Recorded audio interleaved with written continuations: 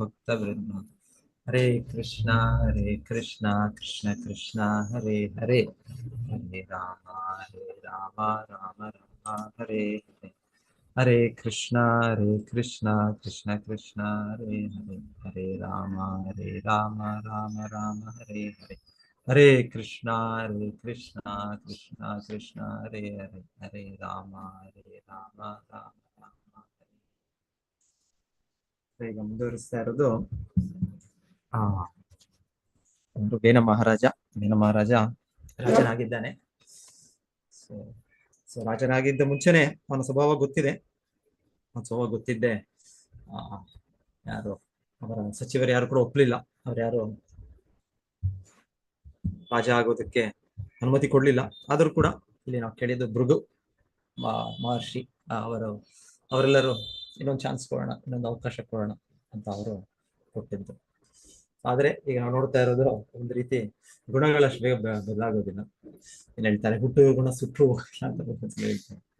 ಏನ್ ಮಾಡೋದು, ಕರ್ಮಗಳು ಜನ್ಮ ಜನ್ಮಾಂತರ ಗುಣಗಳು ಹಾಗೆ ಬಂಧನದಲ್ಲಿರುತ್ತೆ. ಸೊ ಹಾಗೆ ಅನ್ಸುತ್ತೆ ಜನ ಮಹಾರಾಜ ಒಂದ್ ರೀತಿ. ಇಲ್ಲಾಂದ್ರೆ ಒಂದ್ಸಲ ಹೇಳ್ತಾರಲ್ಲ, ಗಿಡವಾಗಿ ಬಾಗದು ಮರವಾಗಿ ಬಗ್ಗೀತೆ. ಚಿಕ್ಕದಾಗಿರೋ ಅದು ಬಗ್ಲಿಲ್ಲ, ಅದು ದೊಡ್ಡದಾದ್ಮೇಲೆ ಅದು ಬಗ್ಗುತ್ತಾ. ಸೊ ಹಾಗೆ ಒಂದ್ ರೀತಿಯಲ್ಲಿ ಇನ್ನೊಂದು ಏನ್ ಹೇಳ್ತಾರೆ ಅವರು, ಬೇವಿನ ಬೀಜ ಬಿತ್ತಿ ಒಂದು ಕನಕದಾಸ ಯಾರು ಬಹಳ ಚೆನ್ನಾಗಿತ್ತು. ಬೇವಿನ ಬೀಜವ ಬಿತ್ತಿ ಮಳೆಗರೆದರೆ ವಿಷ ಹೋಗುವುದೇನಯ್ಯ. ಆದ್ರೆ ಅವ್ರು ಹೇಳೋದು, ಬೇವಿನ ಬೀಜ ಬಿತ್ಬಿಟ್ರೆ ಅದಕ್ಕೆ ನೀವು ಅಮೃತ ಮತ್ತೆ ಇದು ಚೇನು ಅದೆಲ್ಲ ಹಾಕಿರ್ತೀರ, ಅದು ಬೇವಿನಿಂದ ಮತ್ತೆ ಏನಾದ್ರು ಸಿಹಿದೇನೋ ಬರುತ್ತೆ. ಎನಿವೆ ಹೀಗಿದೆ ಸ್ವಭಾವ, ಆದ್ರೆ ಚೇಂಜ್ ಆಗೋದಿಲ್ಲ ಅಂತಿಲ್ಲ. ಅದು ಭಗವದ್ಗೀತೆ ಕೃಷ್ಣ ಹೇಳ್ತಾರಲ್ಲ, ಮಾಮಿ ಪಾರ್ಥವೇ ಪಾರ್ಶ್ವಿತ ಏಪಿ ಸ್ವಭಾವ. ಕೃಷ್ಣನ ಆಶ್ರಯಿಸಿದ್ರೆ ಶುದ್ಧ ಭಕ್ತರು, ಆಚಾರ್ಯರು, ಶಾಸ್ತ್ರ. ಸೊ ನಾವು ಆಶ್ರಯಿಸಿದ್ರೆ ಅವಾಗ ಬದಲಾಗುತ್ತೆ. ಇಲ್ಲಾಂದ್ರೆ ನಮ್ಮ ಇದು ಏನಿದೆ ಸ್ವಭಾವ ಅದಾಗೆ ಮುಂದುವರಿಯುತ್ತೆ. ಏನಿದೆ ಅದು ಒಂದು ಸ್ವಭಾವ ಬದಲಾಗೋದು ಹೇಗೆ ಯಾರದು ಮೃಗಾರಿ ಅಂತ ಕೇಳ್ತೇವೆ ನಾವು ಭಾಗವತದಲ್ಲಿ. ಅವರು ತುಂಬಾ ಕ್ರೂರಿ, ಆದ್ರೆ ನಾರದ ಮುನಿಗಳ ಆಶ್ರಯ. ನಾರದ ಮುನಿಗಳು ದೊಡ್ಡ ಭಕ್ತರು, ಶುದ್ಧ ಭಕ್ತರು. ಸೊ ಅಷ್ಟು ಕ್ರೂರಿ ಇದ್ದ ವ್ಯಕ್ತಿನೂ ಅವನು ಹೇಳ್ತಾ ಅವ್ರ ಬಗ್ಗೆ, ಅವನು ಪ್ರಾಣಿಗಳನ್ನ ಅರ್ಧದಲ್ಲಿ ಸಾಯಿಸಿ ಅದೆಲ್ಲ ಆನಂದವನ್ನು ವಿನೋದವನ್ನು ಪಡ್ತಾನೆ. ಪ್ರಾಣಿಗಳನ್ನ ಸಾಯಿಸೋದೇ ಒಂದು ಕ್ರೂರ ಇದು, ಆದ್ರೆ ಅದರಲ್ಲೂ ಕೂಡ ಅರ್ಧ ಸಾಯಿಸಿ ಅದರ ನೋವು, ಅದರ ಒಂದು ನಲಿದಾಟ ಅದನ್ನ ನೋಡಿ ಅದೆಲ್ಲ ಆನಂದ. ಸೊ ಈಗೆಲ್ಲ ಇರುತ್ತೆ. ಈಗೆಲ್ಲ ನಾವು ಸ್ವಭಾವ, ನಾವು ಹೇಗೆ ಸ್ವಭಾವ ಮಾಡ್ಕೊಳ್ತೀವೋ ಹಾಗೆ ಅದೆಲ್ಲ.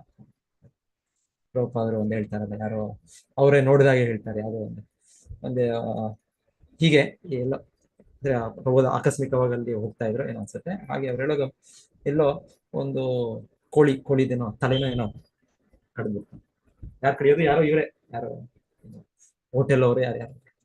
ಸೊ ಅದರೊಬ್ಬಲ್ಲಿ ಚಿಕ್ಕ ಮಗು ಅದು ಅಳ್ತಾ ಇದೆ. ಚಿಕ್ಕ ಮಗು ನೋಡಕ್ಕಾಗಲ್ಲ.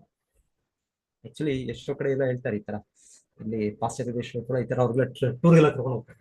ಅವ್ರಿಗೆಲ್ಲ ಈ ತರ ತೋರಿಸಿ, ಈ ತರ ಅವ್ರಿಗೆ ಈ ರೀತಿ ಸ್ವಭಾವ ಮಾಡ್ಸಕ್ಕೆ ಕಸಾಯಕ ಸ್ಲಾಟರ್ ಹೌಸ್ ಇವನ್ನೇ. ಸೊ ನೋಡಕ್ಕಾಗಲ್ಲ, ದೊಡ್ಡವ್ರಿಗೆ ನೋಡಕ್ಕಾಗಲ್ಲ, ಈ ಮಕ್ಕಳಿಗೆ ನೋಡಕ್ಕಾಗಲ್ಲ. ಆದ್ರೆ ಅವರ ಯಾರು ತಂದೆ ಯಾರು ಇರ್ತಾರೆ, ಅವರು ಯಾಕೆ ಅಳ್ತಾ ಇದೆಯಾ ನೀನು ಮಗನಿಗೆ ಹೇಳ್ತಾರೆ, ಏನಿದೆ ಸ್ವಭಾವ ಹಂಗಾಗ್ಬಿಟ್ಟಿದೆ, ಅಷ್ಟು ಕ್ರೂರ ಸ್ವಭಾವ ಆಗ್ಬಿಟ್ಟಿದೆ. ದುಷ್ಟ ಇಲ್ಲಿ ಹೇಳ್ತಾರೆ ವೇನ ಮಹಾರಾಜಗೆ ದುಷ್ಟ. ಆ ದುಷ್ಟ ಸ್ವಭಾವ ಆದ್ಮೇಲೆ ಆಗ ಅದು ಒಂದು ಯೂಟ್ಯೂಬ್ ವಿಡಿಯೋಗಳು ತೋರಿಸ್ತಾರೆ. ಒಂದು ಫುಟ್ಬಾಲ್ ಆಡೋ ತರ ಉಗ್ರಗಾಮಿಗಳು ಆ ರುಂಡವನ್ನು ಯಾರೋ ತೆಗೆದು ಅದನ್ನ ಒದ್ದೆಯೋದು. ಎಷ್ಟೆಷ್ಟು ಇದೆ. ಇಲ್ಲ ಪ್ರಾಣಿ ಪ್ರಪಂಚ ಏನು ಬೇಡ, ಪ್ರಾಣಿ ಪ್ರಪಂಚ ನೋಡೋಣ. ಪ್ರಾಣಿ ಪ್ರಪಂಚದಲ್ಲಿ ಏನು ಇಲ್ವೇ ಇಲ್ಲ, ದಯೆ ಅನ್ನೋದೇ ಇಲ್ಲ. ದುಷ್ಟ ಸ್ವಭಾವ. ಎನಿವೆ, ಸೊ ನಾವು ಅದೆಲ್ಲ ಮುಗಿಸ್ಕೊಂಡೇ ಬಂದಿರೋದು ಮನುಷ್ಯರಾಗಿ. ಇವೇನ ಪರ್ಟಿಕ್ಯುಲರ್ಲಿ ಮಹಾರಾಜನಾದವ್ರಿಗೆ ಈ ತರ ಇರಬಾರ್ದು. ಅಂದ್ರೆ ಅದು ತುಂಬಾ ಒಂದು ಅಷ್ಟು ಜವಾಬ್ದಾರಿಯುತ ಇದು. ಸೊ ಅವನು ಭಗವಂತನ ಪ್ರತಿನಿಧಿಯಾಗಿ ಸರಿಯಾದ ರೀತಿಯಲ್ಲಿ ಇದು ಮಾಡಬೇಕು. ಸೊ ಎನಿವೆ, ಸೊ ವೇನ ಮಹಾರಾಜನ ಸ್ವಭಾವ ಬದಲಾಗ್ಲಿಲ್ಲ. ಸ್ವಭಾವ ಬದಲಾಗಿದೆ ಇಲ್ಲಿ ನೋಡ್ತಾ ಇರೋದು. ಇಲ್ಲಿ ಮೊದಲು ಏನ್ ಮಾಡ್ದ ಅವನು, ಇವರಿಗೆ ಯಾರು ಉನ್ನತ ವ್ಯಕ್ತಿಗಳಿರ್ತಾರೆ ಅವ್ರಿಗೆಲ್ಲ ಅಪಮಾನ. ಸೊ ಇಲ್ಲಿ ಅದೇ ಹೇಳ್ತಾ ಇದ್ದಾರೆ, ಅವಮೇನೆ ಮಹಾಭಾಗ ಸ ಆರೂಢ ನೃಪಸ್ಥಾನ ಉನ್ನದ್ದು ಅಷ್ಟ ವಿಭೂತಿ. ಸೊ ಅವನು ಅವಮಾನ ಮಾಡಕ್ ಶುರು ಮಾಡ. ಯಾರಿಗೂ ರೆಸ್ಪೆಕ್ಟ್ ಇಲ್ಲ, ಯಾರು ಗೌರವ ಕೊಡೋದು. ಸೊ ನಾನೇ ಎಲ್ಲರಿಗೂ ದೊಡ್ಡ ವ್ಯಕ್ತಿ, ಎಲ್ಲ ರೆಸ್ಪೆಕ್ಟ್ ಗೌರವ ನನಗೆ ಸಿಗ್ಬೇಕು, ನಾನೇ ಬರೋದು.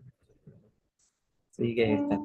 ಹೀಗೆ ನಾವು ಕೇಳ್ತೇವೆ, ಇದು ವೆನ ಅಂತಲ್ಲ, ಇದು ಒಂಥರ ಆ ರೀತಿಯ ಒಂದು ಇದು ಏನ್ ಹೇಳೋದು, ಅಧಿಕಾರದ ಮದ ಅಂತ ಹೇಳೋದು.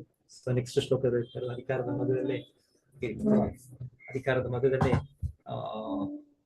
ಆ ವ್ಯಕ್ತಿ ತನ್ನ ಸ್ಥಾನವನ್ನು, ತನ್ನ ಸ್ಥಿತಿಯನ್ನು ಮರ್ತೋಗ್ಬಿಡ್ತಾನೆ. ತನ್ನ ಸ್ಥಾನವನ್ನು ಮರ್ತೋಗ್ಬಿಟ್ಟು ನಾನೇ ದೊಡ್ಡವನು. ಇದು ಅಧಿಕಾರ, ಈ ಸ್ಥಾನ ಇದು ತಾತ್ಕಾಲಿಕ. ಈಗ ಭೌತಿಕ ಅಸ್ತಿತ್ವವೇ ತಾತ್ಕಾಲಿಕ, ನಮ್ಮ ದೇಹವೇ ತಾತ್ಕಾಲಿಕ. ಆದ್ರೆ ಈ ಸ್ಥಾನ ಕೂಡ ಹೇಗ್ ಮಾಡುತ್ತೆ ಅಂದ್ರೆ, ಆ ಸ್ಥಾನ, ಶಕ್ತಿ ಅವಾಗ ನಮಗೆ ಅದ್ರಲ್ಲಿ ನಾವು ಗರ್ವಿತರಾಗಿ ನಾನು ಹೀಗೆ, ನಾನು ಇಷ್ಟು ಅರ್ಹತೆಗಳು ಪಡೆದಿದ್ದೇನೆ, ಇಷ್ಟು ಶಕ್ತಿಗಳು ಪಡೆದಿದ್ದೇನೆ ಅಂತ ಒಂದು ರೀತಿಯ ಒಂದು ಮಿಥ್ಯಾ ಅಹಂಕಾರ. ಸೊ ಹೇಳ್ತಾರೆ, ಒಂದ್ಸಲ ಇಂದ್ರನಿಗೂ ಒಂದ್ಸಲ ಸಾಮಾನ್ಯ ವ್ಯಕ್ತಿ ಅಲ್ಲ ಇಂದ್ರ ಹೇಳೋದು. ಇಂದ್ರ ಒಂದು ತರ ಸ್ವಲ್ಪ ಸಾಮಾನ್ಯ, ಇಂದ್ರ ಬಗ್ಗೆ ಕಮೆಂಟ್ ಮಾಡೋದಿಲ್ಲ. ದೊಡ್ಡ ದೊಡ್ಡ ವ್ಯಕ್ತಿಗಳು, ಭಕ್ತರವರಲ್ಲ. ಆದರೂ ಒಂದ್ಸಲ ನಮ್ಗೆ ಭಾಗವತದಲ್ಲಿ ತಿಳಿಸ್ಕೊಡೋದು, ಆತರ ಒಂದು ಅಧಿಕಾರದ ಮಧ್ಯದಲ್ಲೋ ಇನ್ನೊಂದು ಅವರ ಗುರು ಬರ್ತಾರೆ. ಗುರು ಯಾರು? ಇಂದ್ರನ ಗುರು ಯಾರು? ಇಂದ್ರನ ಗುರು ಯಾರು? ದೇವತೆಗಳ ಗುರು. ಸಾಮಾನ್ಯವಾಗಿ ಶುಕ್ರಾಚಾರ್ಯ ದಾನವರ ಗುರು. ದೇವತೆಗಳ ಗುರು ಇವರು ಬೃಹಸ್ಪತಿ. ಬೃಹಸ್ಪತಿ ಅವರು ದೇವತೆಗಳ ಗುರು. ಅವ್ರು ಬರ್ತಾರಂತೆ ಅವರು. ಸೊ ಗುರು ಬಂದಾಗ ಡೆಫಿನೆಟ್ಲಿ ಗುರು ಅಂದ್ರೆ ಅವ್ರ ಶಿಷ್ಯನ ಮೇಲೆ ಅವ್ರಿಗೆ ಅನುಕಂಪ ಇದೆ, ಅವ್ರ ಕೃಪೆ ಇದೆ. ಸೊ ಹಾಗೆ ಅವ್ರಿಗೆ ಏನೋ ಅವ್ರಿಗೆ ಯಾರು ಅವ್ರಿಗೆ ಇದ್ ಮಾಡಿರ್ತಾರೆ, ಅವ್ರಿಗೆ ಆನರ್ ಮಾಡಿ ಅವ್ರೊಂದು ಆಹಾರವನ್ನು ಕೊಟ್ಟಿರ್ತಾರೆ, ಭಗವಂತನ ಪ್ರಸಾದವಾದ ಆಹಾರವನ್ನು ಕೊಟ್ಟಿರ್ತಾರೆ. ಸೊ ಇವರು ಅದನ್ನೇನ್ ಮಾಡ್ತಾರೆ, ಇಂದ್ರ ನೋಡಿದ ತಕ್ಷಣ ತನ್ನ ಆಹಾರವನ್ನು ತೆಗೆದು ತನ್ನ ಶಿಷ್ಯನಿಗೆ. ಸೊ ಅದು ಗುರು ಕೂಡ ಕೃಪೆ, ಅದು ದೇವರಿಗೆ ಅರ್ಪಣೆ ಆಗಿದ್ದು, ಮತ್ತೆ ಗುರುನು ಕೂಡ ಸ್ವೀಕರಿಸಿದ್ರು, ನಮಗೆ ಭಾಗ್ಯ ಅದು. ಆದ್ರೆ ಇಂದ್ರನ ಒಂದು ಮದದಿಂದ ಏನು ಇದಿಲ್ಲ, ಇದೇನಿದು, ನಾನೇ ಒಬ್ಬ ದೊಡ್ಡ ವ್ಯಕ್ತಿ, ನಾನೇ ದೇವೇಂದ್ರ, ಎಲ್ಲ ದೇವತೆಗಳದ್ದು. ಸೊ ಆಹಾರವನ್ನು ತೆಗೆದು ಅವನು ಆಗ ಇದ್ರ ಮೇಲೆ ಕೂತಿರ್ತಾನೆ ಅನ್ಸುತ್ತೆ ಮೋಸ್ಟ್ಲಿ, ಇಂದ್ರ ತನ್ನ ಐರಾವತ ಆನೆ. ಸೊ ಅದ್ರ ಮೇಲೆ ಹಾಕುವ ತೊಂದರೆ ಇಲ್ಲ, ಆದ್ರೆ ಒಂದು ಹಾಕುವ ಒಂದು ವಿಧಾನ ಇದೆ. ಗುರು ಕೊಟ್ಟದ್ ಸ್ವಲ್ಪ ಸಮಯ ಆದ್ರೂ ಸ್ವೀಕರಿಸಿ, ಅದನ್ನ ತೊಡೆದು ಅದನ್ನ ಇದು ಮಾಡಿ ಅದು ಸ್ವೀಕರಿಸ್ಬೇಕು, ಮಾಡ್ಬೇಕು. ಅದು ಮಾಡದೆ ತೆಗದೆ ಹಂಗೆ ಹಿಂಗೆ ತಯಾರತೆ ಕೊಟ್ಟದ್ದನ್ನ ಅವಾಗ ತೆಗೆದು ಹಾಗೆ ಹಾಕಿದ್ರೆ ಹೇಗಿರುತ್ತೆ, ಅದು ಸರಿಯಾದ. ಕೊಟ್ಟಾಗ ಅದನ್ನ ನಾವು ಸ್ವೀಕರಿಸ್ಬೇಕು, ಅದಕ್ಕೆ ಧನ್ಯವಾದಗಳು ನೋಡಿ ಮತ್ತೆ ನೀವು ಇನ್ನೊಬ್ರು ಕೊಡಿ ತಂದ್ರೆ. ಸೊ ಹೀಗೆ ಇಂದ್ರನು ಮಾಡಿದ್ದು ಹೇಳ್ತಾರೆ. ಆದ್ರೆ ಆಮೇಲೆ ಯಾರದು ಇಂದ್ರನ ಆನೆ ಐರಾವತ, ಆ ಆನೆ ಕೂಡ ಏನ್ ಮಾಡುತ್ತೆ, ಅದು ಇನ್ನೊಂದು ಇದರಲ್ಲಿ ಅದನ್ನ ತೆಗೆದು ಆಹಾರವನ್ನು ತೆಗೆದು ಕಾಲಲ್ಲಿ ಕೆಳಗೆ ಹಾಕಿ ತುಳಿದು ಬಿಡುತ್ತೆ. ಸೊ ಆನೆಗೆ ಹಾಕಿದೆ ಫಸ್ಟ್ ಇದು, ಮತ್ತೆ ಆನೆಗೆ ಅದನ್ನು ಕೂಡ ಅವರ ಗುರು ಕೊಟ್ಟಿದ್ದ ಆಹಾರವನ್ನು ತೆಗೆದು ಕಾಲಲ್ಲಿ ಹಾಕಿ ಅದನ್ನು ತುಳಿದು. ಪ್ರಾಣಿ ಒಂದು ರೀತಿಯಲ್ಲಿ, ಸಾಮಾನ್ಯ ಆನೆ ಎಲ್ಲ ಐರಾವತ, ಬಟ್ ಸ್ಟಿಲ್ ಆ ರೀತಿ ಅದು ಮಾಡಿದ್ದು. ಸೊ ಹೇಳ್ತಾರೆ, ಬೃಹಸ್ಪತಿಗೆ ಎಷ್ಟು ಬೇಸರ ಆಗುತ್ತೆ, ಏನು ಬೇಸರ ಆಗುತ್ತೆ ಅಂದ್ರೆ ಅವ್ರಿಗೆ ಗೊತ್ತಾಗುತ್ತೆ ಇಂದ್ರನು ತುಂಬಾ ಮದದಲ್ಲಿದ್ದಾನೆ, ತುಂಬಾ ಅಹಂಕಾರದಲ್ಲಿದ್ದಾನೆ. ಸೊ ಅವನಿಗೆ ಕಾಲ ಪಾಠ ಕಲಿಸುತ್ತೆ ಅಂತ ಹೇಳ್ತಾರೆ. ಬೃಹಸ್ಪತಿ ಅಲ್ಲಿಂದ ಅದೃಶ್ಯರಾಗುತ್ತೆ, ಮತ್ತೆ ಇಂದ್ರನು ಹುಡ್ಕೊಂಡು ಹೋಗ್ತಾನೆ. ಯಾಕಂದ್ರೆ ಅವನ ಇಂದ್ರನ ಎಲ್ಲ ಶಕ್ತಿ ಅಧಿಕಾರ ಎಲ್ಲ ಹೋಗ್ಬಿಡುತ್ತೆ. ಆಮೇಲೆ ದೊಡ್ಡ ವ್ಯಕ್ತಿಗಳಿಗೆ ಯಾರಾದ್ರೂ ಅಪರಾಧ ಮಾಡಿದ್ರೆ ಹೇಳ್ತಾರೆ, ನಮಗೇನೋ ಒಂದು ಶಕ್ತಿ ಇರ್ಬೋದು ಸ್ವಲ್ಪ ಸಮಯ, ಈ ಸಮಯದಲ್ಲಿ ತಾತ್ಕಾಲಿಕವಾಗಿ ನಮ್ಮ ಬುದ್ಧಿಶಕ್ತಿ, ಇಲ್ಲ ಭೌತಿಕ ಶಕ್ತಿ, ಇನ್ನೊಂದು ಏನೋ ವಾಕ್ಶಕ್ತಿ, ಏನೋ ಶಕ್ತಿಗಳು ಇರ್ಬೋದು. ಅವ್ರು ಹೇಳ್ತಾರೆ, ನಾವು ಉನ್ನತ ವ್ಯಕ್ತಿಗಳಿಗೆ ಅಪರಾಧ ಮಾಡಿದಾಗ ಅದು ಹೋಗ್ಬಿಡ್ತಾರೆ. ಸೊ ಇಂದ್ರನಿಗೂ ಹಾಗೆ ಅದೇ ರೀತಿಯಲ್ಲಿ ಹೇಳ್ತಾರೆ, ದಾನವರೆಲ್ಲ ಸೋಲಿಸ್ಬಿಡ್ತಾರೆ, ಅದೆಲ್ಲ ಆಗುತ್ತೆ ಎಷ್ಟೊಂದು ಆಗುತ್ತೆ. ಸೊ ಏನಿವೆ, ಸೊ ಈಗ ವೇನ ಮಹಾರಾಜ ಈ ರೀತಿ ಅವ್ರಿಗೂ ಅಧಿಕಾರದ ಮದದಲ್ಲಿ ಅವನು ಏನು ಅರ್ಥ ಮಾಡ್ಕೊಳಕ್ ಆಗೋದಿಲ್ಲ. ಆಕ್ಚುಲಿ ಅವ್ನು ಕೃತಜ್ಞತನಾಗಿರ್ಬೇಕಾಯ್ತು, ಯಾಕಂದ್ರೆ ಅವನಿಗೆ ಅರ್ಹತೆ ಇರ್ಲಿಲ್ಲ ಅವನಿಗೆ ರಾಜನಾಗೋದಕ್ಕೆ. ಆದ್ರೂ ಅರ್ಹತೆ ಇಲ್ಲದೆ ಕೊಟ್ಟಿದ್ದಾರೆ. ಅವನಿಗೆ ಅರ್ಹತೆ ಇಲ್ಲ, ಅವನಿಗೆ ರಾಜನ ಅರ್ಹತೆ ಇಲ್ಲ, ಮಂತ್ರಿಗಳು ಕೊಡ್ಲಿಲ್ಲ ಅವನಿಗೆ ಸ್ಥಾನ, ಅವ್ರ ತಂದೆ ಕೂಡ ನೇಮಕ ಮಾಡ್ಲಿಲ್ಲ. ಇವರು ಋಷಿ ಮುನಿಗಳು ಇವ್ರು ಬಂದು ಆಯ್ತು ಇರ್ಲಿ ಒಂದು ಚಾನ್ಸ್. ಇಲ್ಲಾಂದ್ರೆ ಯಾರಿಗೂ ಅವನಿಗೆ ರಾಜ ಮಾಡ್ಬೇಕು ಅಂತ ಯಾರಿಗೂ ಒಪ್ಪಿಗೆ ಇಲ್ಲ, ಪ್ರಜೆಗಳಿಗೂ ಒಪ್ಪಿಗೆ ಇಲ್ಲ, ಯಾರಿಗೂ ಒಪ್ಪಿಗೆ ಇಲ್ಲ. ಆದ್ರೆ ಅವ್ರು ಕೊಟ್ಟಿದ್ದಾರೆ, ಒಂದ್ ಸ್ವಲ್ಪ ಕೃತಜ್ಞ ಭಾವದಲ್ಲಿ ಈಗ ಅದನ್ನ ಸರಿ ಮಾಡ್ಕೊಂಡು, ಈಗ ಅದನ್ನ ಸರಿಯಾದ ರೀತಿಯಲ್ಲಿ ಮಾಡ್ಲಿಲ್ಲ.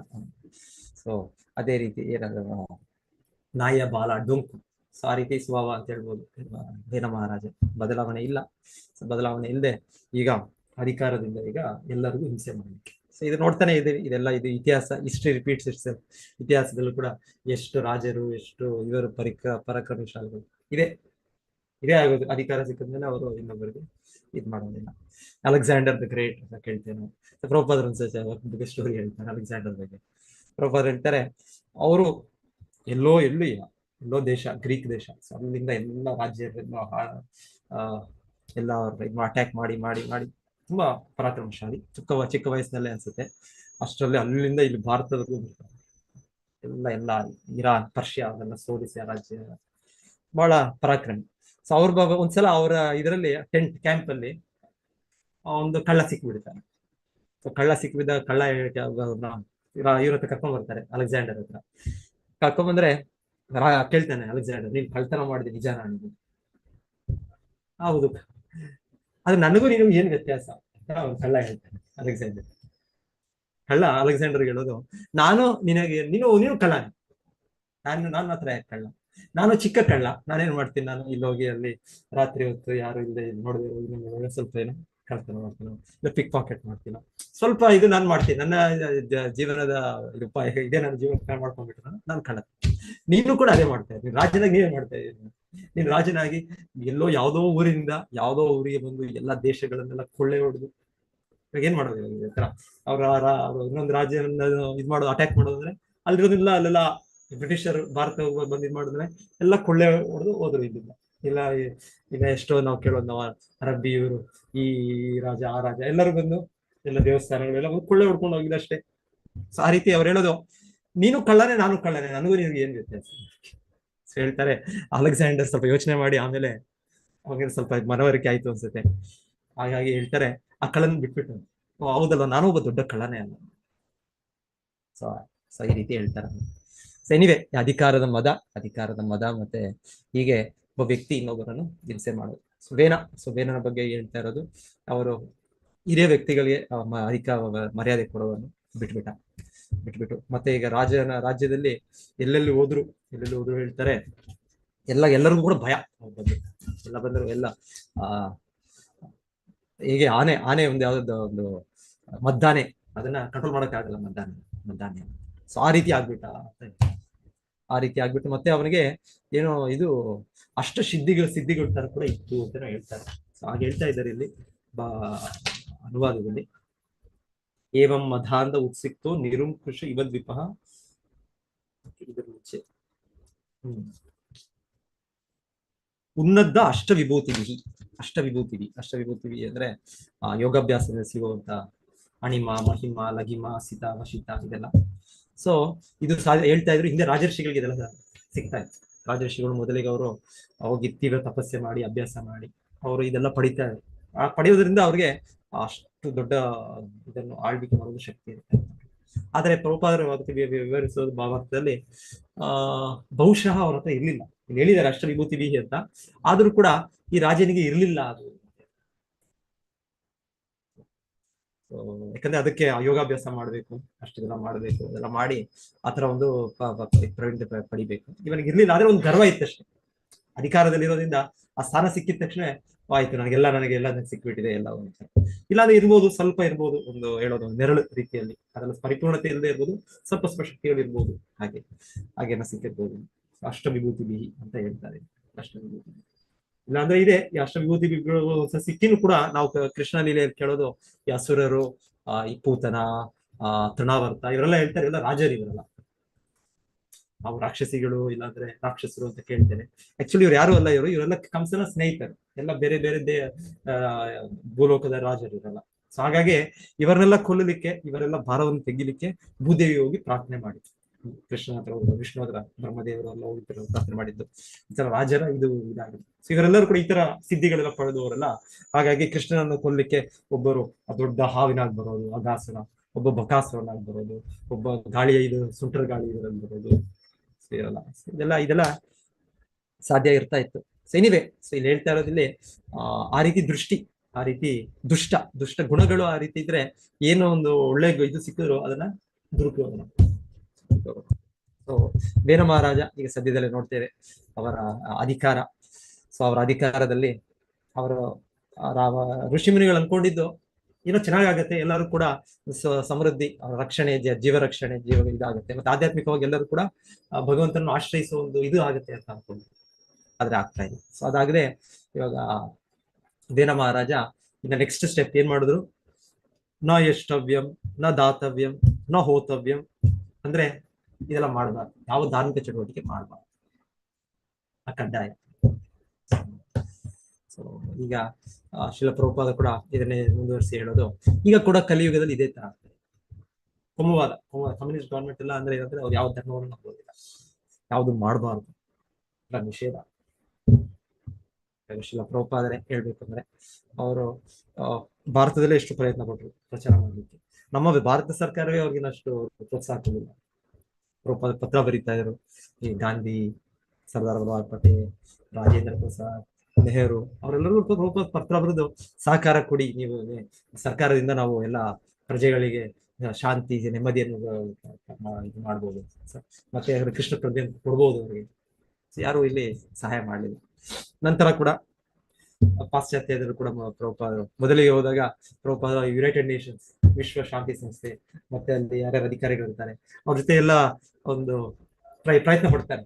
ಅಂದ್ರೆ ಯಾರಾದ್ರೂ ಅಧಿಕಾರದಲ್ಲಿವರು ಸ್ವೀಕರಿಸ್ಬಿಟ್ರೆ ಸುಲಭ, ಆಟೋಮೆಟಿಕ್ ಆಗಿ ಎಲ್ಲರೂ ಕೂಡ ಯಥಾರಾಜ ತಥಾ ಪ್ರಜಾ. ಸೊ ಆದ್ರೆ ಸ್ವಲ್ಪ ಸಮಯ ನೋಡ್ತಾರೆ ಪ್ರಭುಪಾದರು, ಅವ್ರು ಯಾರಿಗೂ ಕೂಡ ಇಂಟ್ರೆಸ್ಟ್ ಇಲ್ಲ.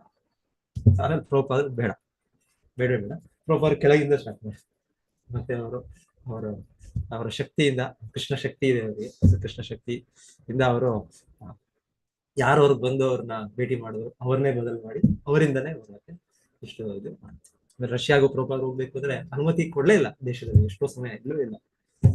ಕೊನೆಗೆ ಹೆಂಗೋ ಯಾವ್ದೋ ಒಂದು ಪರ್ಮಿಷನ್ ಸಿಗುತ್ತೆ. ಪ್ರಭುಪಾದರು 3 ದಿವಸದಲ್ಲೆಲ್ಲ ಹೋಗ್ತಾರೆ.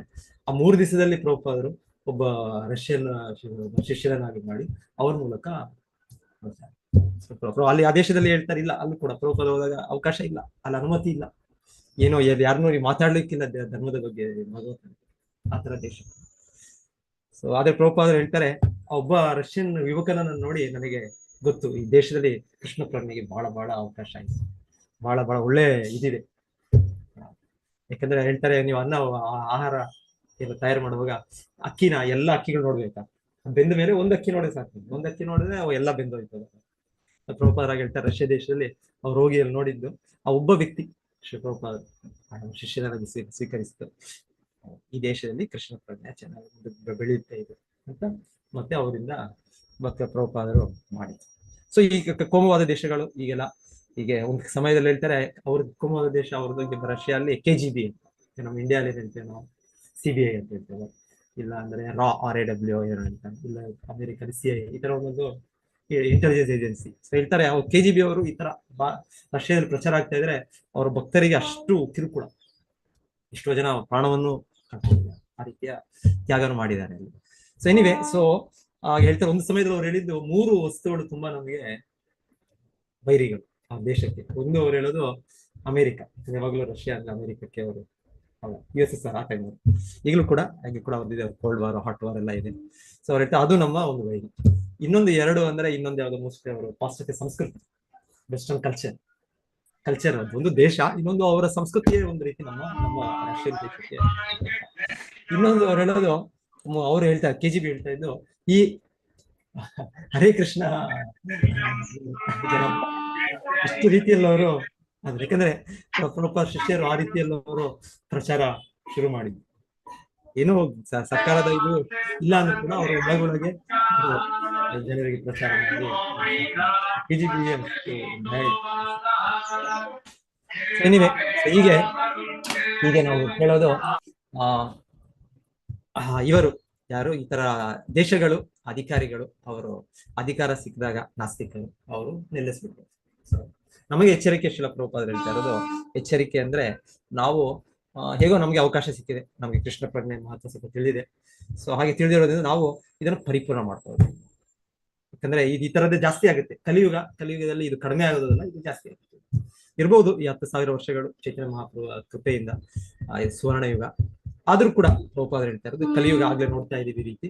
ಸೊ ನೀವೆಲ್ಲರೂ ಕೂಡ ಇದು ಈಗಲೇ ನೀವು ತುಂಬಾ ತೀವ್ರವಾಗಿ ಇದನ್ನು ಸ್ವೀಕರಿಸಿ, ಇಲ್ಲ ಅಂದ್ರೆ ಈ ರೀತಿ ಎಲ್ಲ ಇದು ಕಾಮನ್ ಇದು.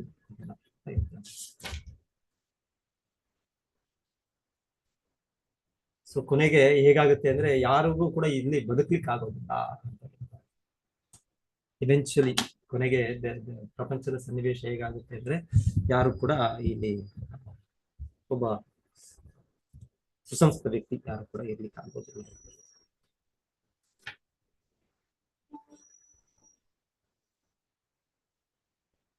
ಸೊ ಈಗ ಮುಂದೆ ನೋಡ್ತೇವೆ, ಈಗ ನಾಳೆ ನಾವು ಮತ್ತೆ ಈಗ ಮತ್ತೆ ಇವರು ಆ ಋಷಿ ಮುನಿಗಳು ಮತ್ತೆ ವಾಪಸ್ ಬರ್ತಾರ. ಅವರು ವಾಪಸ್ ಬಂದು ಅವರು ಏನೋ ಈಗ ಬೇರೆನನ್ನು ಮಾಡ್ಬಿಟ್ರು, ಏನಾಗೋಯ್ತು ಅವ್ರ ಕೆಲಸ ಅಂತಲ್ಲ. ಸೊ ಅವ್ರಿಗೆ ಮತ್ತೆ ಬರ್ತಾರೆ, ಮತ್ತೆ ಬಂದು ಇನ್ನೊಂದು ಅವಕಾಶ ಅವ್ರಿಗೆ. ಮೊದಲು ಒಂದು ಉಪದೇಶ ಕೊಡ್ಲಿಕ್ಕೆ ಪ್ರಯತ್ನ ಪಡ್ತಾರೆ, ಆದ್ರೆ ಮಾತು ಕೇಳೋದಿಲ್ಲ ವೇನ. ಸೊ ಕೇಳಿದಾದ್ಮೇಲೆ ಅವನಿಗೆ ಪುನರ್ಮುಷಿಕ ಭವ, ಪುನರ್ಮುಷಿಕ ಭವ ಪ್ರಭುಪಾದ ಹೇಳ್ತಾರೆ, ಸ್ಟೋರಿ ಹೇಳ್ತಾರೆ ಪುನರ್ಮುಷಿಕ ಭವ ಅಂತ. ಅದೇನ್ ಸ್ಟೋರಿ ಅಂದ್ರೆ, ಒಂದು ಯಾವುದೋ ಒಂದು ಇಲಿ, ಆ ಇಲಿ ಅದು ಮೊದಲಿಗೆ ಒಂದ್ಸಲ ಋಷಿ ಮುನಿ ಹತ್ರ ಹೋಗಿ ನನಗೆ ತುಂಬಾ ಭಯ ಆಗ್ತಾ ಇದೆ, ತುಂಬಾ ಭಯ ಆಗ್ತಾ ಇದೆ. ಸೊ ಏನ್ ಭಯ ಆಗ್ತಾ ಇದ್ರೆ, ಬೆಕ್ಕು ಇದೆ ನನಗೆ, ಬೆಕ್ಕು ಬಂದು ನನಗೆ. ಸೊ ಏನ್ ಮಾಡ್ಬೇಕು ಅಂತ ಅವ್ರಿಗೆ ಕೇಳಿದರೆ ಋಷಿ ಮುನಿ, ನನ್ನನ್ನು ಬೆಕ್ಕು ಮಾಡು. ಆಯ್ತು, ತಥಾಸ್ತು ಅಂತ ಆಶೀರ್ವದಿಸ್ತಾರೆ. ಮತ್ತೆ ಇನ್ ಸ್ವಲ್ಪ ಸಮಯ ಅಂದ್ರೆ ಅದೇ ಬೆಕ್ಕು ವಾಪಸ್ ಬಂದು, ತಿರ್ಗಾ ನಂಗೆ ಭಯ ಆಗ್ತಾ ಇದೆ, ಭಯ ಆಗ್ತಾ ಇದೆ ನನಗೆ, ಇದು ಹುಲಿ ನನ್ನ ಹಿಂದೆ, ಹುಲಿ ಅಲ್ಲ ಇಲ್ಲ ನಾಯಿ ನನ್ನ ಹಿಂದೆ. ಸೊ ಈ ರೀತಿ ಒಂದು ನಾಯಿ, ಮತ್ತೆ ಕೊನೆಗೆ ಹುಲಿನೇ ಆಗ್ಬಿಡುದು ಅನ್ಸುತ್ತೆ. ಸೊ ಹುಲಿನೇ ಅಟ್ಟಿಸ್ಕೊಂಡ್ ಬಂದಾಗ ನಾಯಿ ಬಂದು, ಆಗ ನಾಯಿ ಆಗಿರೋ ಇಲಿ ನಾಯಿ ಆಗ್ಬಿಟ್ಟಿದೆ, ಈಗ ಅದು ಬಂದು ನನ್ನನ್ನು ಹುಲಿಯಾಗಿ ಮಾಡಿ. ಸೊ ಕೊನೆಗೆ ಹುಲಿಯಾಗೂ ಮಾಡ್ತಾರಂತೆ ಅವರು, ಯಾರು ಯಾರು ಸಾಧು ಪುರುಷ. ಸೊ ಮಾಡಿದ್ಮೇಲೆ ಮತ್ತೆ ಇದು ಆ ಋಷಿಯನ್ನೇ ದುರ್ಗುಟ್ಟು ನೋಡು, ಅವನನ್ನೇ ನಿನ್ನೆ ಕಬಳಿಸ್ಬೇಕು. ಸೊ ಹಾಗೆ ಹೇಳ್ತಾರೆ, ಆ ಋಷಿ ಮುನಿ ಕೇಳೋದು, ಓ ನನ್ನನ್ನು ಕಬಳಿಸ್ಬೇಕು ಅಂತಾನ ನಿನಗೆ? ಹೌದು ಹೌದು ಹೌದು, ಆಯ್ತು ಹಾಗಿದ್ರೆ ಪುನರ್ಮೂಷಿಕ, ನೀನು ಮೂಷಿಕ, ಮತ್ತೆ ನೀನು ಇದು. ಸೊ ಹೀಗೆ ಹೇಳ್ತಾರೆ. ಹೀಗೆ ಪ್ರತಿಯೊಂದು ದೇಶ, ಪ್ರತಿಯೊಂದು ವ್ಯಕ್ತಿ, ಅದು ಅವರು ಒಂದು ಭಗವಂತನ ಭಕ್ತರಿಂದನೋ ಅವರೊಂದು ಆ ಕೃಪೆಯಿಂದ ಅವ್ರಿಗೆ ಆ ಸ್ಥಾನ ಸಿಗುತ್ತೆ. ಪ್ರತಿಯೊಬ್ಬರಿಗೂ ಅಷ್ಟೇ ಕೊನೆಗೆ ಸಿಗೋದು ಕೃಷ್ಣ ಕೃಪೆಯಿಂದ ಸಿಗೋದು. ನಾವು ಕೃಷ್ಣನ ಮರ್ತ್ಬಿಟ್ಟು ನಾವು ಆಗ ಗರ್ವದಿಂದ ಮಾಡಿದ್ರೆ ಮತ್ತೆ ನಾವು ಅಲ್ಲಿಂದ ಪತನ ಮಾಡಿ ಎಲ್ಲಿದ್ವೋ ಅಲ್ಲಿ ಹೋಗ್ಬೇಕು. ಸೊ ಈಗ ಅದೇ ವೇನ ಮಹಾರಾಜನಿಗೆ ಆ ರೀತಿ ಎಲ್ಲಿಂದ ಅಲ್ಲಿಗೆ ಅಂದ್ರೆ, ಅವನಿಗೆ ಬದುಕೋಕ್ಕೂ ಅವನಿಗೆ ಕೂಡ ಇದಿಲ್ಲ, ಮರಣ ದಂಡ. ಓಕೆ, ಎಲ್ಲರಿಗೂ ಧನ್ಯವಾದಗಳು. ಯಾರಾದ್ರೂ ಏನಾದ್ರೂ ಹೇಳ್ಬೇಕು ಅಂದ್ರೆ ಹೇಳಿ.